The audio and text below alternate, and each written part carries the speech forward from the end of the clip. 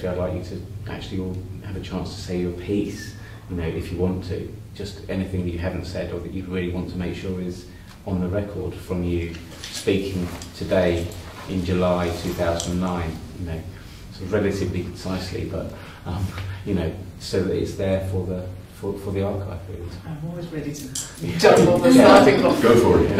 But one thing that I haven't mentioned is security, and nobody can tell us a thing about security. And I know for health, for security reasons, you shouldn't have to divulge the security plans. But Greenwich Park is surrounded on 3 sides by houses and residential properties, and they're going to have to build some kind of security fencing to protect the horses and the competitors and the expensive equipment and so on. One assumes that they would have to build a security fence. So if it's inside the park, if it's an electric fence or whatever they've built around the main stadium, how high is it going to be? And if it's on the inside of the park, then it will damage trees. So because the trees butt up to the park walls. If it's on the outside of the park, then are the houses that border the park included within that perimeter, or will it block the pavements? And that is something they really cannot tell us at all, despite repeated.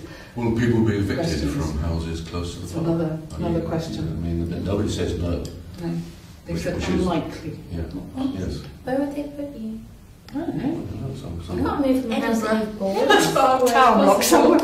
It's just not even a democracy anymore. People didn't sign up for this. No, there wasn't any referendum. Did you want this? You can't suggest taking people out of their homes just for a bit of sport. It's ridiculous. For a horse. Yeah, for a horse. It's ridiculous. I mean, I'd just like to say that I think generally we would just like to keep the park as a park, because I think there's going to be a great need for this open space when we welcome the world. Greenwich is an ideal place for that, for people to come and chill out, and we don't mind sort of it being used as a space where they can watch the games on TV, huge TV screens perhaps, but it'll be an open space, perhaps huge picnic area where local businesses could probably benefit in that way by providing services and so forth. Yes, equal amount of great deal of organisation required there. It must be further the council putting their effort into that rather than closing it down. Yes, we'd like to welcome people to Greenwich, but freely, and so they have to pay. Otherwise, they're just going to have to go to McDonald's and drink Coca-Cola and so forth, which I think is probably one of the things that have been promised. We'll incarcerate everybody in their downtime, into McDonald's and so forth. Any other things that you want to make sure that my only thing is I just hope they don't do it. I hope they change their mind.